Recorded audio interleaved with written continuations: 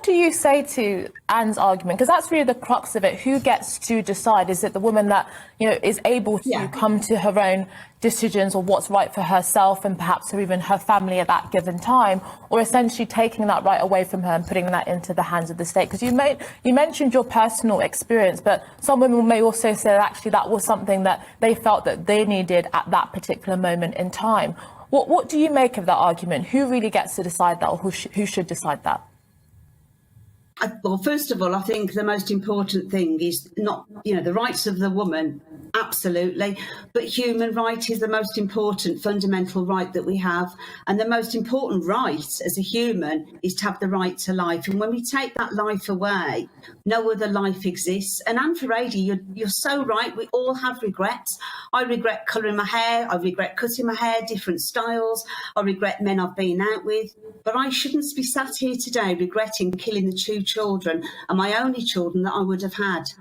I shouldn't sit here regretting that Paul and Jude don't exist. Rachel, that's beyond what I should have. Yeah, Rachel, do you make any distinction in the case of extreme or severe fetal abnormalities, or do you just have the right to life in all circumstances, regardless of whether or not they have abnormalities or whether or not it's at the start of conception or at different times in the pregnancy? Do you make any distinction at all?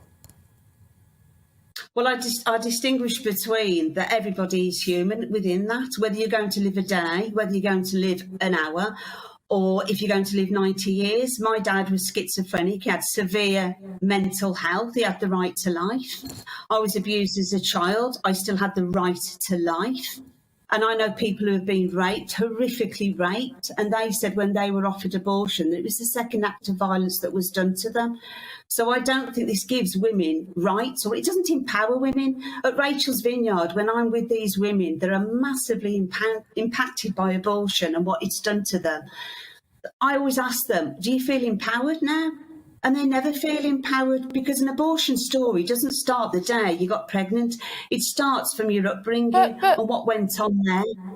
But Rachel, what about the alternative, which is forcing women to carry out a pregnancy that they don't want? I mean, because that is really the alternative to what you're saying. Even if individual women may feel down or hurt or traumatized, you might say, from this experience, the alternative is taking away her right to choose the future of her own life.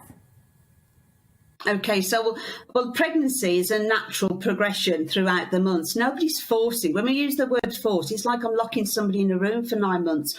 What we need to do is empower women, that women that are in crisis pregnancy should be offered alternatives. There are so many alternatives out there other than killing their child. And on a personal note, I had a problem. I was pregnant and I didn't want to be a mum.